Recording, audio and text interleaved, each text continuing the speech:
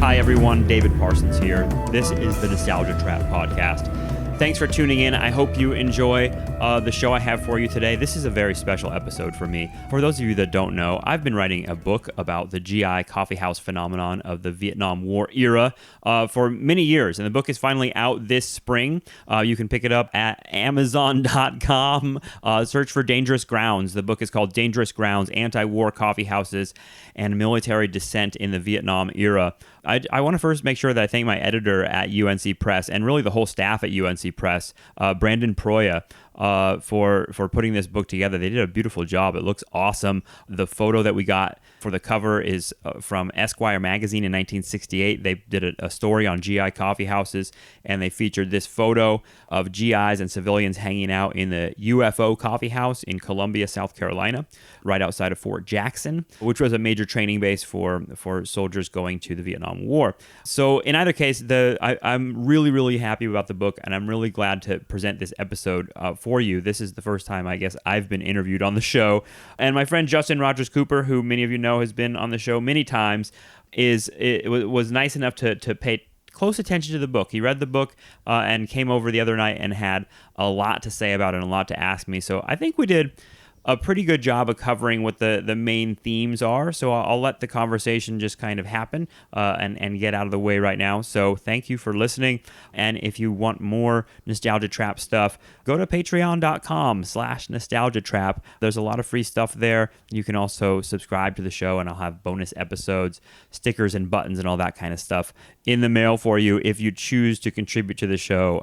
It would be really helpful to me, especially right now, to be able to expand the show because that's what I want to do. So please help me out on patreon.com/Nostalgia Trap, and please enjoy this conversation. This is me and my good friend Justin Rogers Cooper talking about my book, Dangerous Grounds, Anti-War Coffeehouses and Military Dissent in the Vietnam Era, which is out right now from the University of North Carolina Press. Thanks very much, and enjoy this. Okay, so this is a reversal of the normal Nostalgia Trap situation. I'm joined by Justin Rogers Cooper, who's going to interview me and try to ask me some questions about my book, which is called Dangerous Grounds, Anti-War Coffeehouses and Military Dissent in the Vietnam Era. Shameless plug, available now from University of North Carolina Press. You can find it on Amazon and wherever else you buy books. And Justin's going to, I think, ask me a little bit about the project, what it's about, and I guess I can just start by just saying really quickly, but that this started as my dissertation at the Graduate Center, the City University of New York. I worked on it between the years of I think 2008 and 2012, and I think I've mentioned many times on the podcast that that's where I went to school, that's where I met Justin, that's where I ended up working on this project, and now it's out from UNC Press. So Justin, I'll let you tell me and ask me a little bit about it. Go ahead. Thanks, David. Yeah. No one should think for a second that I can fill your shoes as an interviewer, but I am really happy for this opportunity, and I'm really looking forward to hearing your thoughts. I have tons of questions. I also just want to say congratulations. Thank you. It's kind of a big deal. Nah, please. Anyone can do it. Yeah. Okay. And it's a really good book. I enjoyed reading it, and thank you. I think it's very readable. I think there's a lot for different audiences to take from it, and so I think that if you're out there listening to this, you should definitely look it up and take a tour. So thank you very much. I think one way to kind of maybe orient people by bringing them back is to sort of set the scene a little bit. You have a interesting cover here where you have a group of looks like civilians and maybe one or two GIs talking around a table, drinking coffee. There's posters on the wall, including a kind of John Lennon shot that looks almost vaguely militaristic. He has some sort of hard hat on. Yeah, I'm going to forget the name of the movie, but he starred in a movie during that period, and he was it was like an anti-war film, and he played a soldier in the movie. Interesting. Yeah. Well, I mean, just from looking at this picture and also from having read the book, I really do feel like it's a different world in some ways. Yeah. And that you've really done a good job transporting us back to a really kind of a different United States, a different America, a different military, a different war, a different culture, a different moment. And, maybe towards the end of the interview, I can ask you a few questions about the kind of legacies or some of the implications of the GI coffee houses. But, first of all, I just want to say, like, wow, what a movement to be part of, what a scene to be in the middle of. I wanted to keep inserting myself into the story as if it was a film or novel when I was reading the book. And I was like, what would my character have done? What would your character have done? It would make an interesting show of some kind or performance or drama. There's an inherent dramatic arc to it. No, I agree. It feels like The Last Picture Show or something like that. Yeah. It feels like this kind of like 60s story taking place in a milieu that you don't usually think about. And that's what attracted me to the story, is to hear about I don't know, to hear about radicals and activists and anti-war people, but not in your typical setting. The setting is instead these like towns outside of military bases around the country, places that most people don't think about now.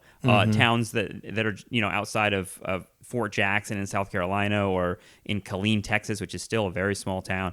And you don't typically think of these places as kind of the centers of anti-war activity, but they were, because of these coffee houses. Totally, and I think there's something kind of surprising about that. So maybe you could just take us in a little bit about when someone hears GI coffee house or anti-war coffee house. I mean, there's nothing like that now, I don't think.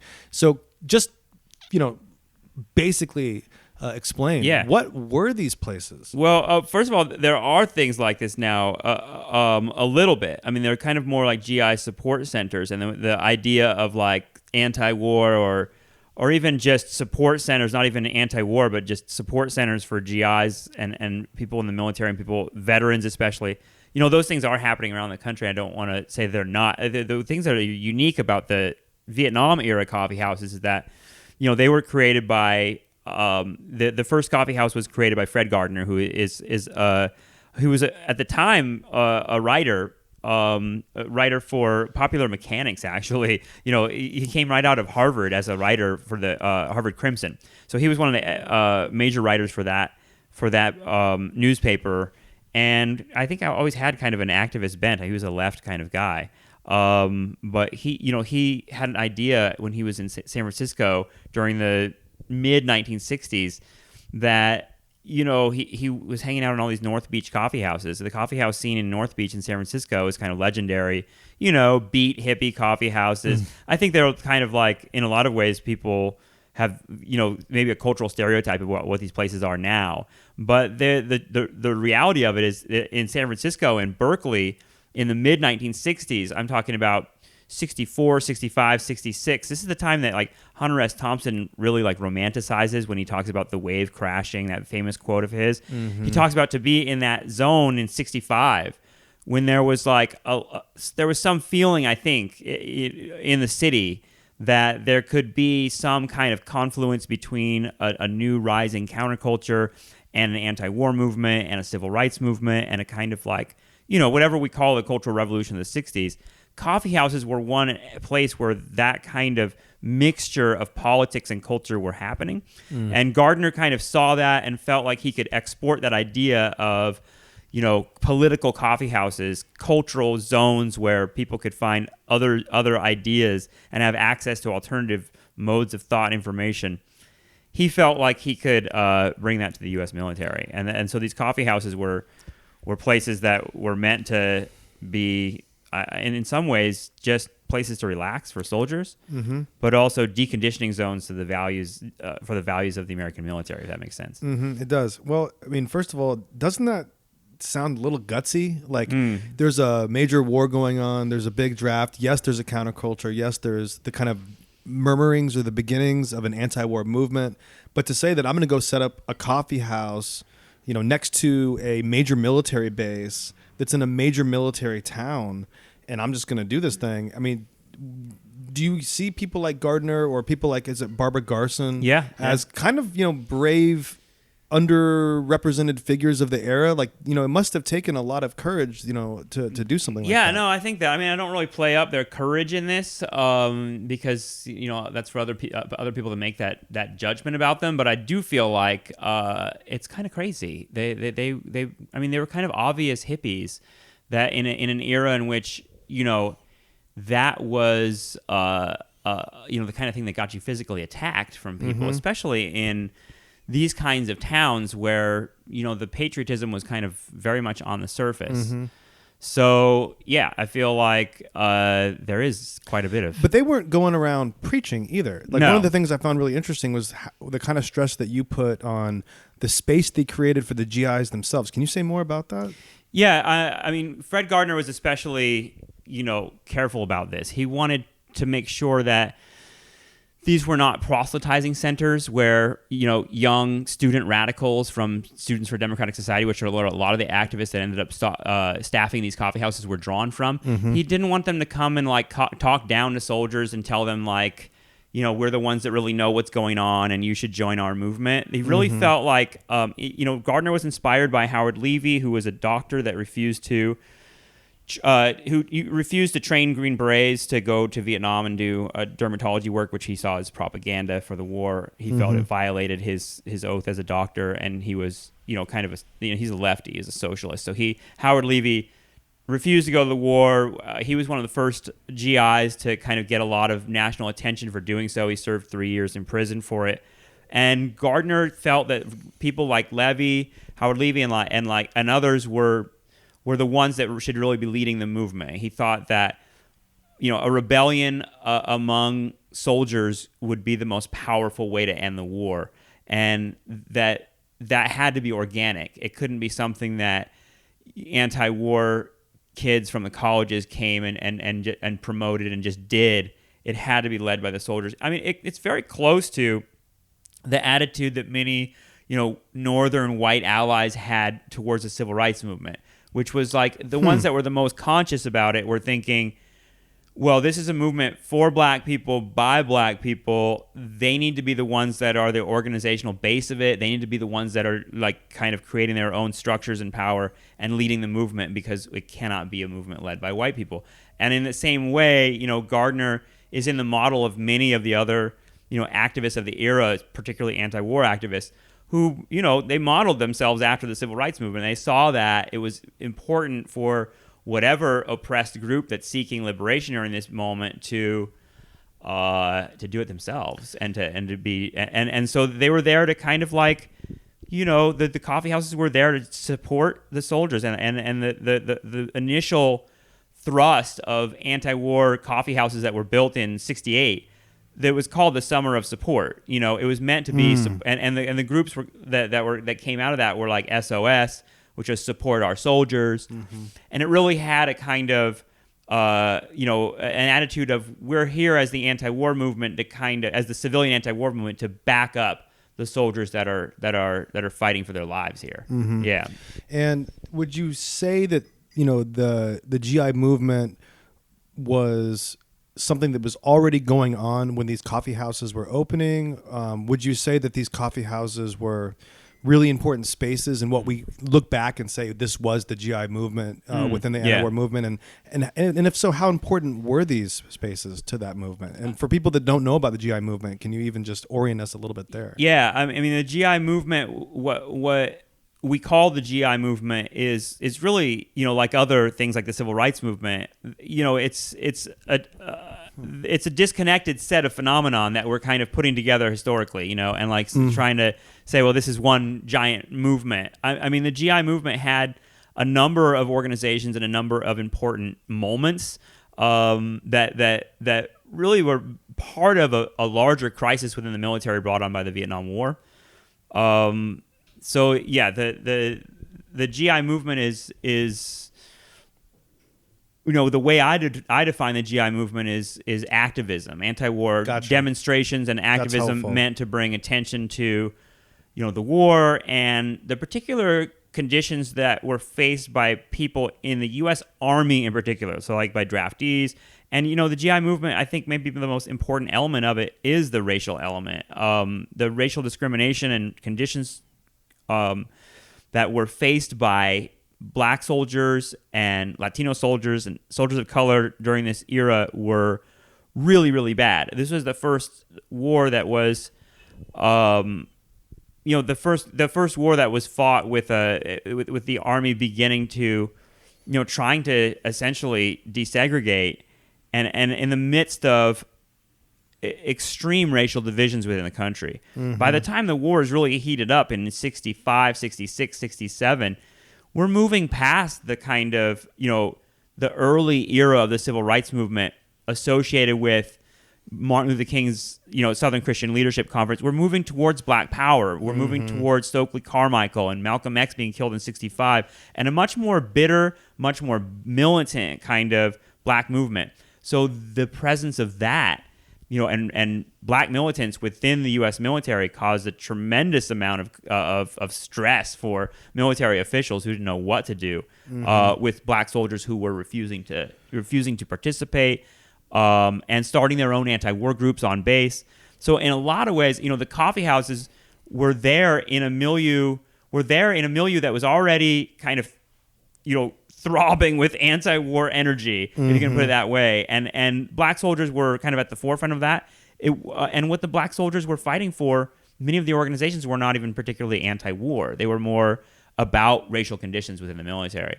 So, the GI movement, what it is, it's a mix of things happening, but it's all brought on by, I would say, the larger, social and political tensions that are going on as a result of the Vietnam War and the civil rights movement. And I think, whenever I teach the 60s, it's and this comes back with Nixon, is like, the two main poles of what's going on in the country are the war and race. You can't get away from the Vietnam War and the racial divisions that are in the country. Compared to the criminal punishment that the military gave to, is it Howard Levy, the guy you were mentioning earlier, the doctor that refused to serve? Who still lives in Brooklyn, by the way, and I talked to him for this book. Yeah, if I remember correctly, and now I'm going to second guess myself. Yeah. But if I remember correctly, he got 3 years hard labor for refusing to go to Vietnam and serve, in whatever capacity. And after the Fort Jackson 8 trial, because there was so much community involvement, because there was so much civilian support, and because it became like a national narrative, a national story, right? They meted out like lesser punishments, and that seemed to be, a trend in what you were documenting. That they realized through these different cases that even though people were still getting punished with so much light on the situation, they had to sort of start pulling back those punishments and making them slightly less brutal, and that actually changed the nature of military justice a little bit. Yeah, and if there's any through line with those cases that we got confused there with the Fort Hood 3, the Fort Jackson 8, the Fort Hood 43, right? All of those cases, if there's one thing in common, that's why I bring all of them up in the book, is because that's exactly it. The fact that the coffee houses were there, the fact that there were civilian activists supporting them and providing legal funds and demonstrations outside of the base, et cetera, all that support helped, I think, unquestionably, the military to basically conceive of this as a dangerous thing to pursue. And so in all of these cases, the military kind of pulled back from some of the harsher punishments that they were meting out. And by the time you get to the later movement, I mean, ultimately the military is going to back away from even the draft itself. Yeah.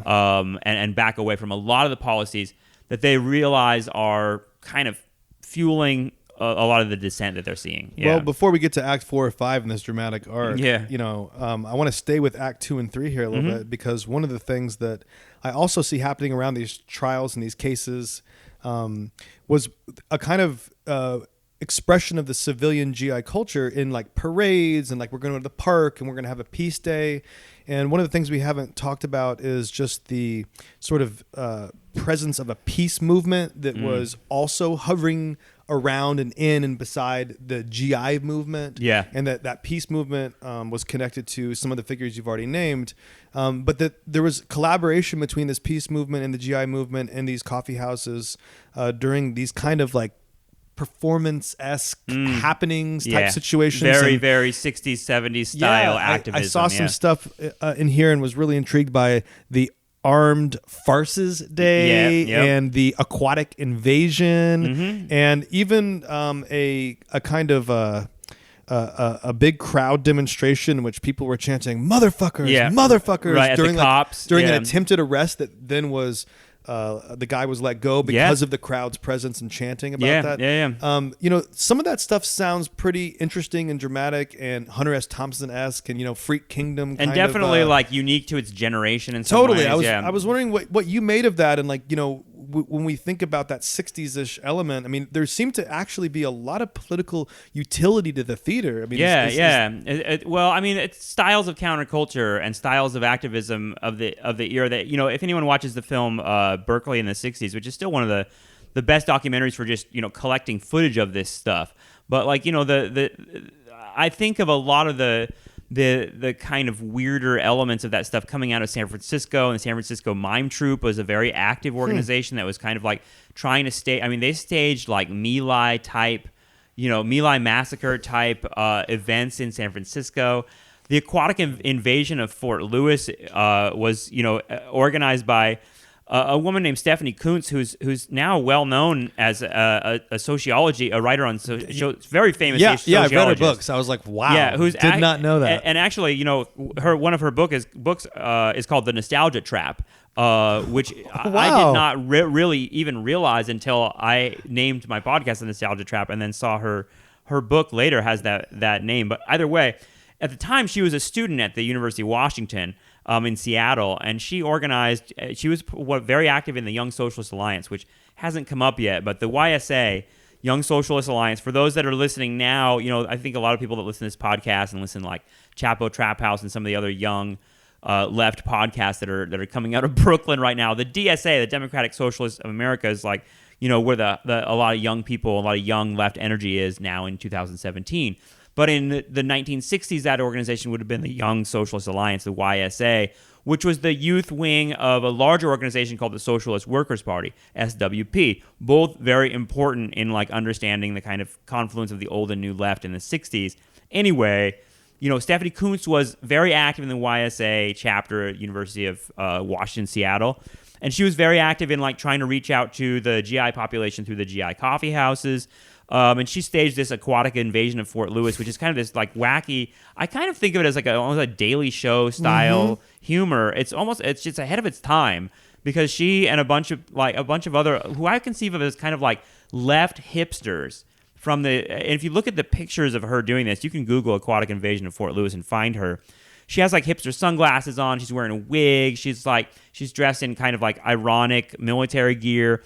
And they basically took a boat, her and a bunch of activists, and like went onto the base at Fort Lewis, which was one of the main bases for sending and receiving soldiers to and fro Vietnam. You know, and she went there and she kind of she had a photographers there and press people, and she read a like really like Dr. Strangelovian type satirical statement about how the base was being invaded by people who were there to liberate the base, and that they would be willing to destroy it in order to save it, which was a play on a very famous statement from a commander in Vietnam about a village. So anyway, you know, that style of weird, you know, kind of tongue-in-cheek, kind of confrontational stuff. You know, I don't know how much, you know, how effective any of it was. It's more, and to me, that's not really the point. I think a lot of the point of what these people were doing is kind of demonstrating that the left was trying to reach out to soldiers and say that, like, we are here in the civilian anti-war movement, and we see the same problems you have, and we're here to support you in whatever way we can. And, like, you know, that's the main reason I wanted to write this book, was to kind of, I don't know, obliterate and attack the very, you know, very well-known and deeply entrenched image of this era of, you know, that pits the anti-war movement against soldiers and sees, you know, young counterculture student radicals as just hating soldiers, thinking them as baby killers that spit on them. You know, that's a lot of popular mythology. And you know, Jerry Lemke, who's a sociologist, wrote a book called The Spitting Image that kind of, you know, gets that kind of looks at that mythology in a lot of detail and overturns a lot of it. But the coffeehouses are like physical evidence that the left was trying very hard to work with GIs, both active duty GIs and veterans, and that for a number of years, between 68 and 74, the coffee houses were popular places where, GIs knew that the anti-war movement was there. And it kind of, it flies in the face of a lot of mythology about the era, and that's part of why I wanted to do the book. Well, two quick follow-ups to that. The first one is like just thinking about why that space was so attractive to GIs.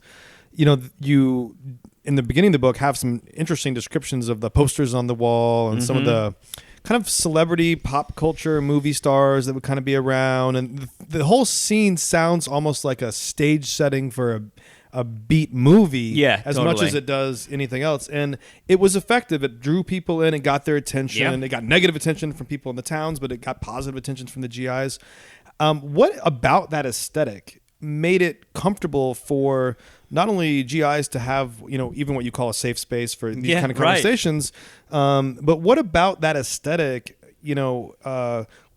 also brought in, people that identified with the Panthers, people that identified with the Socialist Workers Party. I mean, I think of sometimes of that aesthetic as kind of corny. Yeah. But clearly something else was going on. Right. Can you help me explain that? Now it feels corny in part, I think, in retrospect, because, it became a kind of cliche. We were just, before we started with this, we were talking about Forrest Gump and the kind of like, the corny kind of like pop culture landscape of the 1960s that we look at, but at the time, I think, the way that Fred Gardner described it to me is with the posters, is that he called them personality posters. And, I think that there was a culture during this era of not only like printing these posters, but putting them up and just like pictures of people that were inspiring in some way or another. And, if you look at the pictures on the wall, I expected them all to be just like political, like they would all be just like Malcolm X or something like that. And certainly you see Malcolm X, but like figures like Allen Ginsberg, Marilyn Monroe, Bridget Bardot. Yeah, Bridget Bardot, Eldridge Cleaver. Muhammad Ali. Yeah, Muhammad Ali, Jane Fonda, who eventually becomes literally involved in the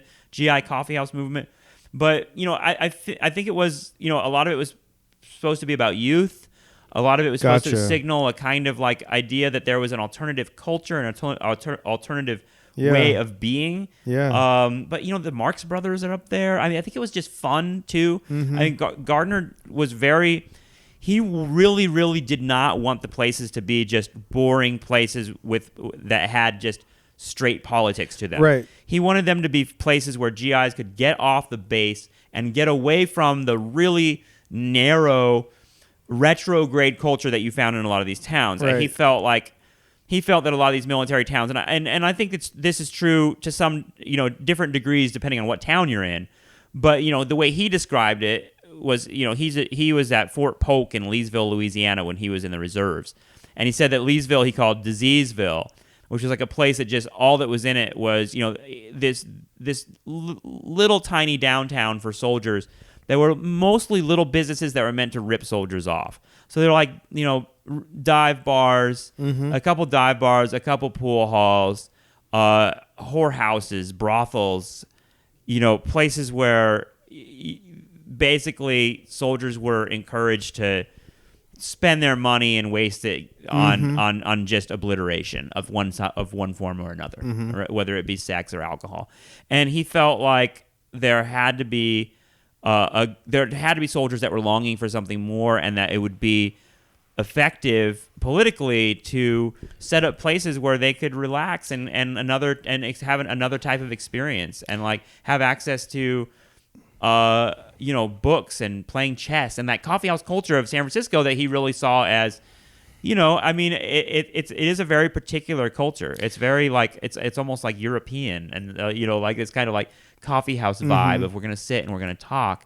But, he wanted to set them up as alternatives to what you typically found in military towns. Yeah, that's super helpful. And it also, hearing you talk, it makes me think that, Justin, like there's something about that aesthetic in those faces. Yeah. And those bodies. Yeah. And the charisma of all those people you've mentioned on the walls. And also this alternative you're talking about. I mean, isn't there something about that space that was sexual, that was sexy?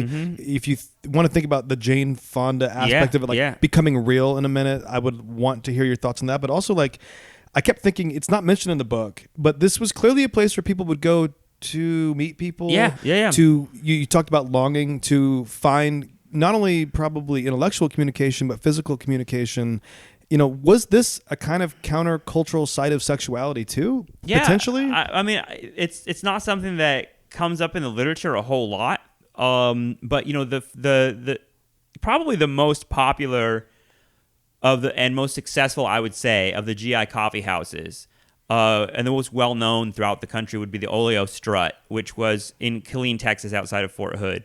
And for a period of time, they really spent a lot of time on what they called the restaurant end of things, which was not really spending a lot of time on building, a political movement, but instead, booking bands and Stevie Ray Vaughan played there, and I'm talking about when he was like 18 or 19 years old.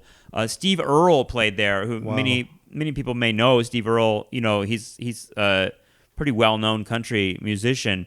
He was real young playing there, and he said he played there because they didn't serve alcohol, so you could play if you were under 21. And I think there was a real kind of hipness to the Oleo Strut.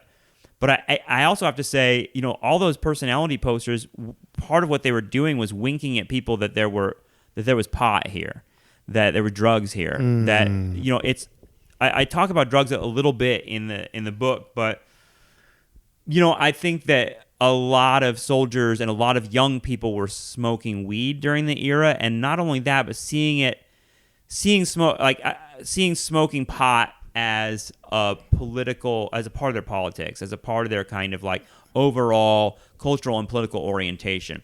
Fort Hood had a reputation because people within the military during the late 1960s, it was referred to by young people, hip people in the military as Fort Head. To be a head during this era, if you were a head, you were a pothead, a hippie, someone who spent time in their head, and LSD has a little something to do with that too. Right. And so, I feel like there is that reputation. Like, and this is part of this gets into a little bit of how, drugs are going to be the lever that the state is going to use to repress these places, because they're definitely places where the civilian staff were really, really careful to say, we can't smoke pot here, we can't sell weed here, we can't be stoned here. They struggled with it because it was, in a way, they were, they wanted to capitalize on that culture. They definitely wanted like the long-haired type people to come and hang out and build a movement with the soldiers that were sympathetic to that whole thing. But at the same time, they knew that the cops and the FBI and, every level of local and federal and state authority were watching them. Oftentimes were in the coffee house with undercover agents that were dressed up as hippies and dressed up as soldiers. So, the drug thing was a really, really thin line for them to walk, because it was like, how do we attract this crowd and also run basically a clean house? So they have signs everywhere that are like, no holding, don't bring it here because you're going to ruin our movement. And that's really, really, it's a paradox for them that they never really solved. And then here we find ourselves in Act 4 with the towns fighting back, trying to shut these places down. Coffee houses are being physically attacked. People are being threatened and intimidated, and the FBI is now getting involved. And in some of these places, it seems like there was collusion between like local businesses and local police and town vigilantes and in the FBI. And, it's a shitstorm being brought down on these people in addition to whatever is happening within the military itself. So, I mean, clearly the state saw this stuff as a threat, and it's kind of interesting and strange and provocative and telling that drugs were being used as the trigger to sort of start repressing what was happening here. Yeah. Well, I mean, when you put it that way, I can't believe how long these places were able to stay open. It's kind of incredible. And they, I mean, the more dramatic moments in the book, I guess, are the moments in which the repression comes down particularly hard on these places. I mean, you name it, it happened. I mean, in San Diego, there's an incident in which someone throws a live grenade into the coffee house and it explodes, injures 2 soldiers who literally jumped on top of it, basically. Wow. Windows were shot out. People were threatened by the Ku Klux Klan in the two major Southern coffee houses, had guns drawn on them, guns fired at them. You name it, it happened to these places. And so, yeah, it's kind of... It's kind of impossible for me to conceive of how they survived even a day, but some of them were there for years. The FBI, we've talked about state repression and the FBI and the CIA and some of the deep state stuff on this show. So you can imagine the kind of like how they're perceiving this. And this is J. Edgar Hoover's FBI. So when part of the research I did for this book was kind of, I got in the archives at the National Archives to find Hoover's files, and found a letter from J. Edgar Hoover where he explicitly states that the coffee houses are like one of the number one threats to the security of the American military, and that the people running them must be using drugs, specifically marijuana. And that will be, and this is by the way, this is a memo that's sent out to local authorities. Yep. So it's sent to the local law enforcement agencies that said, listen, if you have coffee houses in your area, you can go after them by looking for marijuana.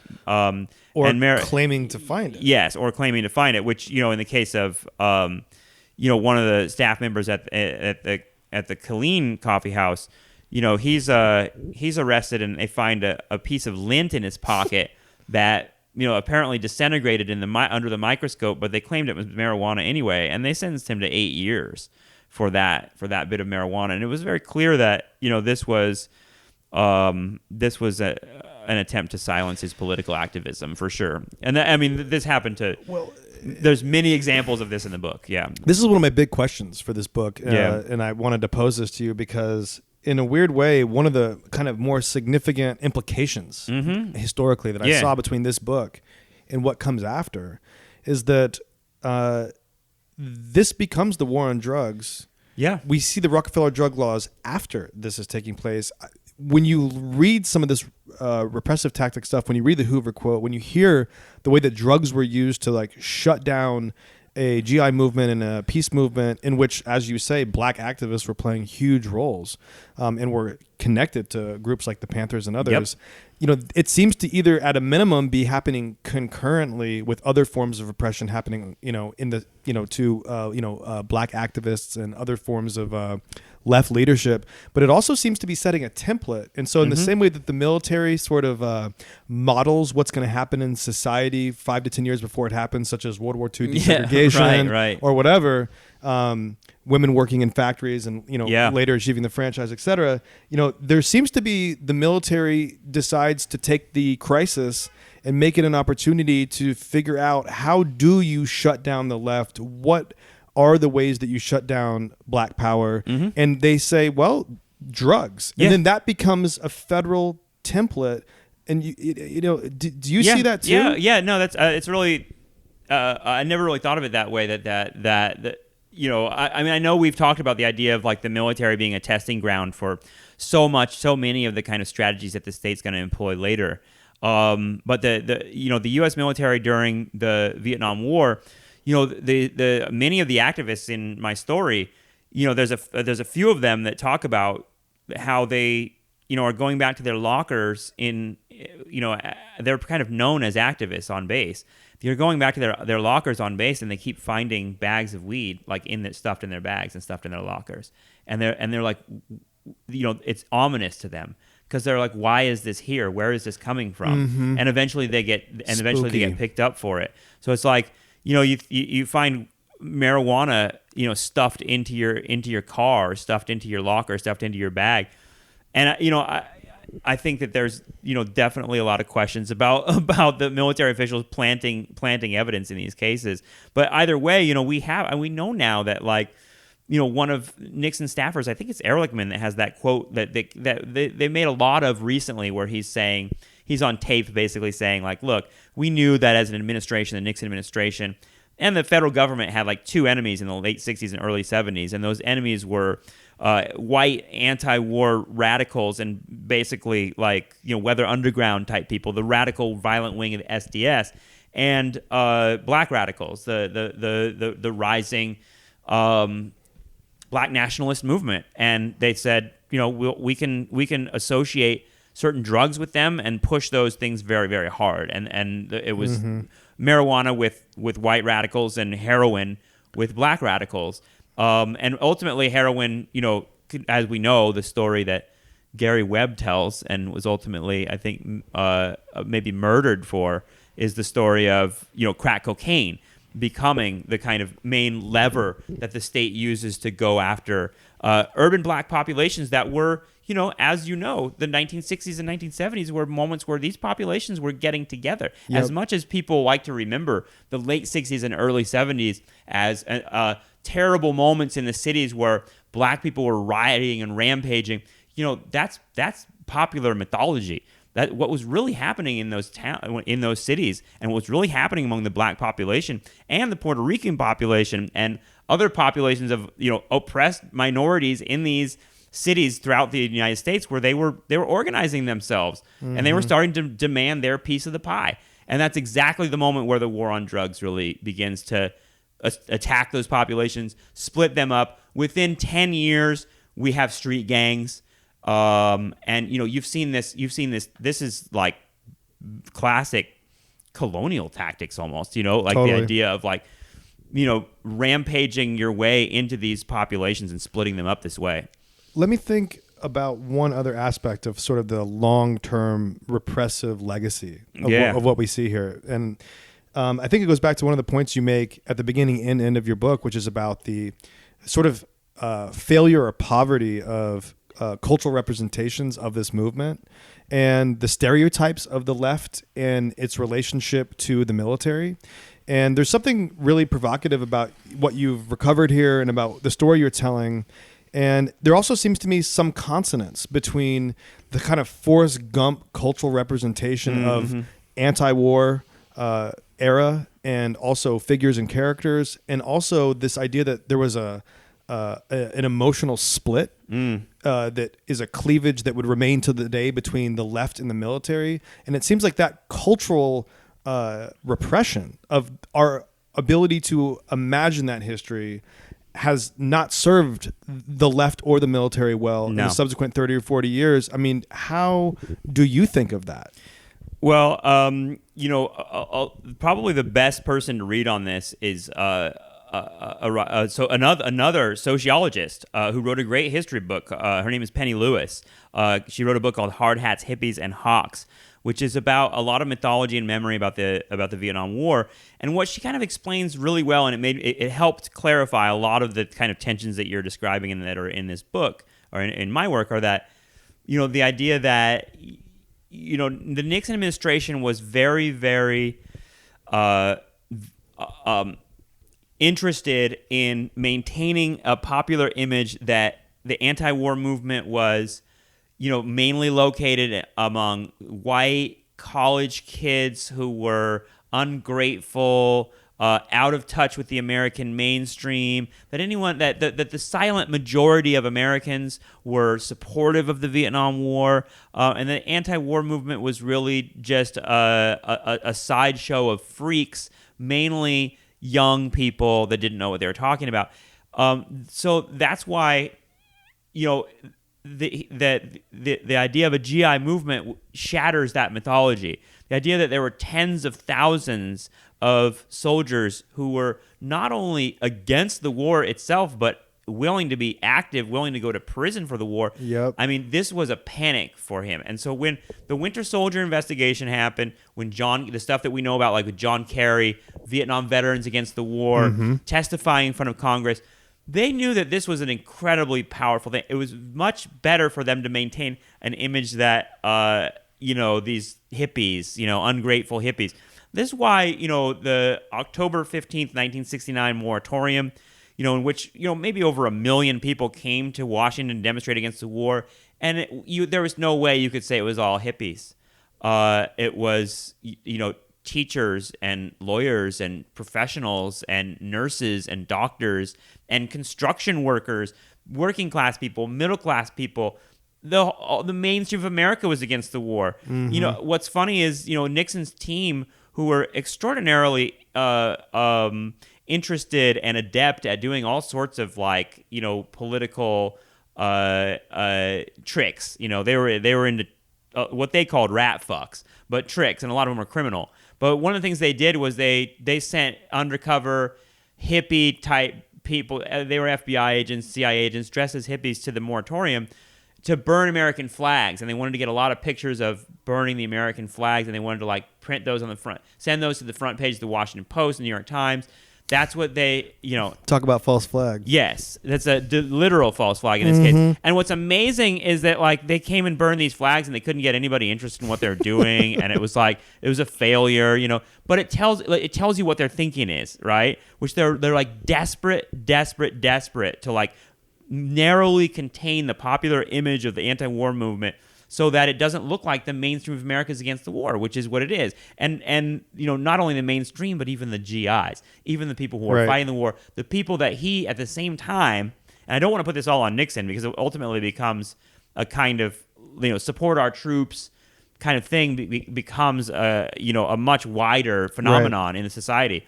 But either way, Nixon was very powerful in kind of trying to maintain this idea that the soldiers were, all very loyal, patriotic, and they were being hurt every day by the anti-war movement. Right. And, he was in the midst of, this is the roots of the whole POW MIA thing, and the roots of really, really manipulating the image of the American soldier that Nixon was pushing very hard. Yeah. Amazing. And, I think one can imagine, too, what happens to an empire that loses control of its army? Yeah. I think that is a very provocative question, and one that kind of doesn't occur all too often in history, and really, really, really points to, I think, some of the deep meaning behind your work.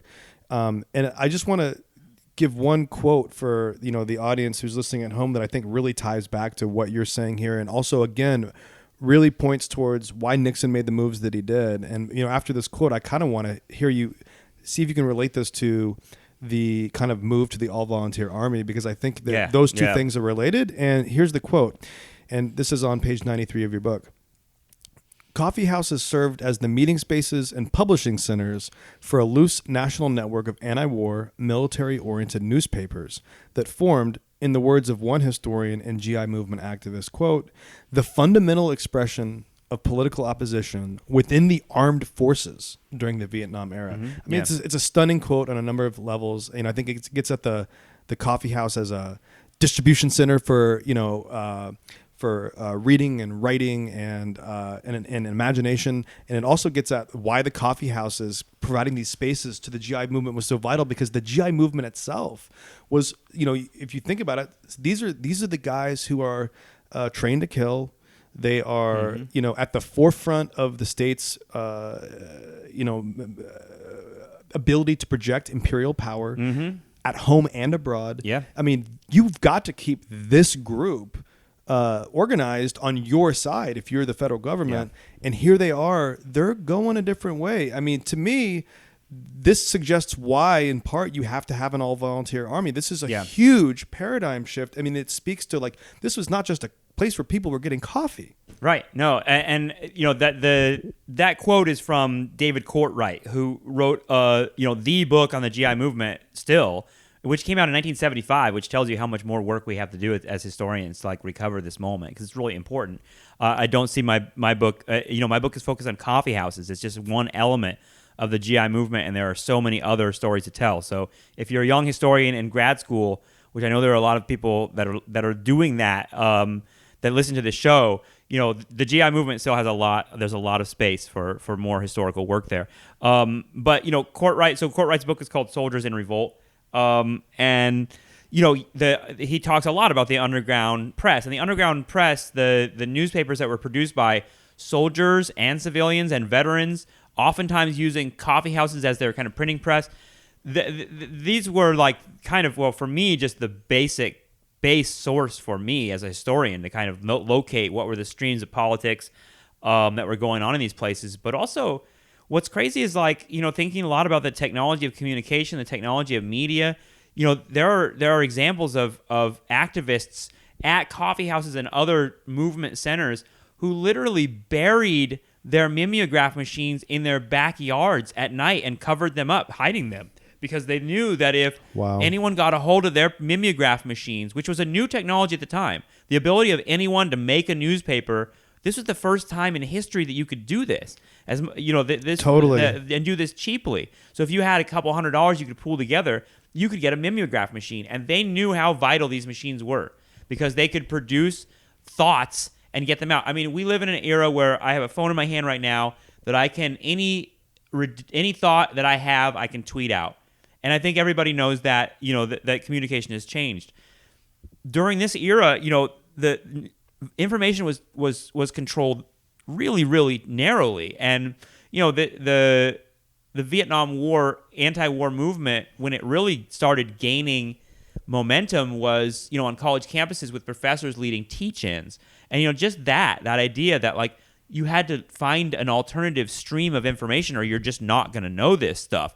I mean, all of a sudden people are looking to professors of Asian studies that know about Vietnam and the history of Indochina because nobody knows it, and it's not being told on the cover of the New York Times.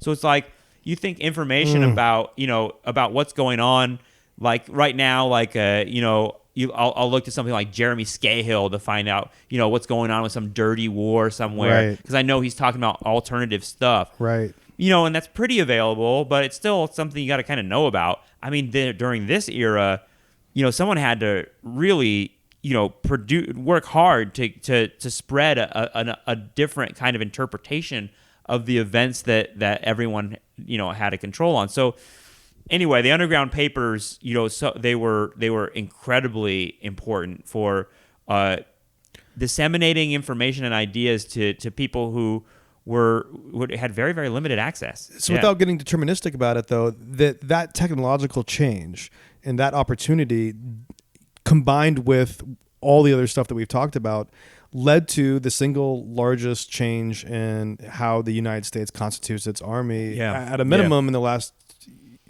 I don't know, century. And so, do you see those two things as interrelated? You mean the growth of the underground press and the GI movement and the transfer to an all-volunteer army? Yep. Yeah, I mean, I think that, and this is something that I talked to Beth Bailey, who is a professor at Temple University, who has a number of books out about the change to a volunteer force. The book that I used the most was called America's Army of hers. And she was just incredibly helpful in the later stages of the book, kind of talking to me and framing that idea and making sure that I kind of situated it the right way. Because I didn't want to make the argument that like coffee houses or the GI movement are the reason why we went to a volunteer army. Sure. I think they're definitely a big part of that idea. It's kind of amazing what a wide political consensus there was by the late 1960s that the draft had to end. I mean, Nixon campaigned in 1968 on ending the draft. And the reason was, in part because they wanted to, quote unquote, professionalize the military and win the war. The draft was incredibly unpopular at the time. It was recognized as socially and racially unbalanced, to put it lightly. And there was an incredible amount of activism. But there's also, there were people going to prison. There were people going to Canada. It was a part of the GI movement, whatever we call that, is part of a pretty wide crisis in the military that, in 1969, and this is another thing that kind of got me started early on, was finding this article. In 1969 in Armed Forces Journal, a very famous article by Colonel Robert Heinel, who wrote an article called The Collapse of the Armed Forces. And he was kind of a reactionary and kind of a loudmouth guy that, was exaggerating a lot of what he's saying. He's also really racist. He said that there were black headhunters in the army that were killing white people. All sorts of crazy things in this article. But the article caused a kind of hysteria and alarm within, military circles, within the wider public who were commenting on this and writing editorials, what's going on in our military. And the things he was talking about was drug use, anti-war activism, racial infighting, murders of soldiers, murders of officers. They called fragging, the phenomenon of soldiers killing their their superior officers. So all of that was seen as all tensions that were coming out of the military because the Vietnam War was causing so much stress in the military. And so the draft ends and ultimately moves to an all-volunteer force, which there's been a lot written about in the decades since what the effect of that has been. But I'd say Andrew Bacevich is probably the number one for me, the writer that comes to mind, who's written a lot about like what the effect socially and politically that has been. But I mean, for me, the largest part of it is that it's isolated military service within the working class and within a population that's become pretty much invisible and is suffering very, very badly. At the time we're talking right now in 2017. I think on average, 22 veterans commit suicide in this country. We have a crisis of sexual assault that's affecting women in the military profoundly. It's probably one of the most profound, parts of what's going on in the U.S. military. Besides, post-traumatic stress disorder, drug addiction. We know that the military now. The people that are fighting our wars in what we would call now the greater wars in the Middle East, they're suffering from many of the same things that and problems that soldiers were suffering from in the 1960s of the Vietnam War. It's just a population that's much more invisible and not so much a part of the national conversation. So there's been a lot of the whole conversion from the draft to the volunteer army. It's a big conversation to have, and it's one that I don't know where I'm at with it, because either way, I mean, I think that the main thing for me is just, I'm against war and imperialism. Right. And so, and I see those things as the engine of really these problems, whether we have a draft or a volunteer army. So that leads me to my final question, because I'm just chattering your head off here, and I do appreciate it. I've learned so much. Thank you so much for sharing all this. I guess the final question then is, right off the last comment you said there, speaking as a civilian here, speaking of the implications, the legacy, thinking of the memory, thinking of the sacrifices made then and now, where is the peace movement today? And what would that look like if it was here? And where was and where went and where is the aquatic invasion? What happened, David? And what kind of world is this? Well, I don't know. I mean, I feel like it's, as we're talking right now, campus politics are in the news. For whatever that's worth. You have like strangely, like the alt-right and Antifas, whatever those are, fighting over free speech issues on the campus. I don't even know what to think of. I mean, there's a lot. But the imperial wars aren't up for discussion. No. I mean, there's no peace movement on a campus. Well, I mean, it's funny because I was just at UC Santa Barbara last week, and there's a thing that you see there on a campus that many people have probably seen over the years is that they have this big display that's all about Israel and Palestine, and I remember that being like a place where I had to learn about those issues. But you're right. I mean, for me, I fantasize a lot about like how we'll make change in this country. Because in part there's only the fantasy for me. Kind of like what it's hard for me to imagine, but.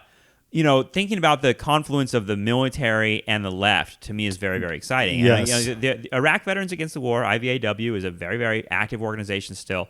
And they've kind of like collected as an umbrella. They're not just about Iraq anymore, just about kind of like all veterans. That's kind of like the umbrella organization. There are other ones all across, and I detail some of them in the epilogue of the book. But one, a particularly exciting moment was, during the Dakota Access Pipeline fight in Dakota a few months ago. At the end of the Obama administration, was one of the last things he did, I think, was he signed an executive order which said, we're gonna stop the pipeline. I think the pipeline ended up happening anyway, though, right? It did, yep. So I think the oil's already being spilled, actually. Right? Yeah, no, I did see that. Yeah.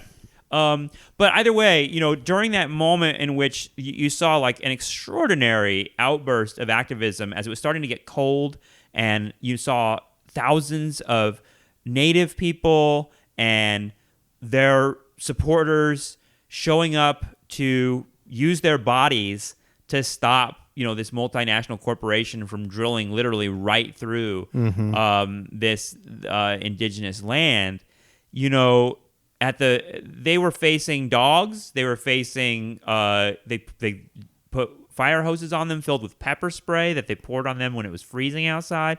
I mean, you see at moments like this, like the extraordinary cruelty of the state when they're trying to defend the rights of a corporation. It's sickening. But what happened, that didn't get a lot of media attention and should have, and I was certainly thinking of it because of this book, is that I think about 1,000 veterans showed up. Yep. Veterans groups showed up to defend the people who were demonstrating against the pipeline. And it was those veterans that I think, and I could be reading this completely wrong, but I think that the veterans were part of the turning point in like Obama's thinking of we have to actually at least address this right now, or else it's going to be a major tragedy and there's going to be a lot of bad attention on it, because Americans, I guess the thought is from presidents, from Nixon to Obama, is that Americans don't give a shit about protesting people as long as we can kind of like put them in a box of weirdos that are doing things that nobody cares about. But if it's American soldiers, that still has some sort of currency, right? And I think that that's a thing that the left should think about a lot. Like, I'm kind of like, as I wrote this book and as I'm thinking about it now in the era of Trump, in which it feels like we have to take some sort of mass collective action in order to stop really awful shit from happening. I feel like the military and the left need to think about and the military and the veteran population needs to think about like how we can get together. And that's a tricky thing. It's really hard. And that's part of the genius of the all volunteer thing, and the genius of how the state does this stuff is that the veterans feel very disconnected and alienated from the population and the rest of the population. The rest of the population feels alienated from them. The veterans, I have a lot of veterans in my classes at CUNY. I don't know if you do too, but I hear that repeated a lot. I teach the Vietnam War, and and they bring this up a lot. They're like, yes, this is very much how we feel. We feel that like nobody understands us, and that whole like blank thank you for your service thing they get from people they see is something that doesn't really hit them, doesn't really resonate with them in a country that really doesn't do much else. So the veteran population is extraordinarily powerful, and one that I as a civilian, I wasn't in the military. I come from a kind of military family. I've talked about this in the podcast before, that in the wall of my hallway, and my parents' hallway, when growing up, and it's still there. You walk from the bathroom to my bedroom, and my bedroom to the bathroom in the middle of the night. I'd see these 3 pictures lined up together in one frame, and the 3 pictures are my great-grandfather in his World War I military uniform, my grandfather in his Korean and World War II military uniform, and my dad in his Marine uniform during the Vietnam War. And that's tough stuff to look at when you walk down the hallway to the bathroom in the middle of the night. There's that legacy, and I don't really think about in terms of my own kind of orientation toward the military stuff. I guess writing this book and thinking a lot about military men and women, the men and women of the American military as human beings that are engaged in an institution that's a really, really powerful one in American life. That these human beings have very diverse attitudes and ideas and politics, and they're just Americans like everybody else, but at the same time, they've gone through an experience and they've been part of an institution that has a kind of weird politics connected to it. And how we kind of moved past a lot of the tensions that have been created in our society because of war, and have put military people, soldiers, apart from the rest of the population, is something that I think is a key to kind of moving forward and moving forward in politics. Yeah. Thank you for helping us think through this stuff. It's good stuff. I agree. This is a key direction. Yeah, and I think I think about coffeehouses, and I'm like, do we need those today? Like, what would that look like today? We don't have left physical left institutions. And if I can mention one more thing, like there's a book called Finding the Movement by Anne Enke, who is another sociologist who writes about feminist institutions of the 1960s and 70s, mainly 70s, because it's like 70s is where the like real work of feminism took place. As much as we think of Betty Friedan in 63, like the 70s feminist stuff was much more. She talks about women's softball leagues. She talks about coffee houses and feminist bookstores. And she just it blew my mind, the idea that the title of the book, Finding the Movement, the idea that there were physical locations where you could find politics. And like, I know that now you can get on Twitter and find other socialists or left people and you can find, but I think there's something to the physical structure, a place where you can go and meet other people that have politics like yours and values like yours, and that you can start building things in a real environment.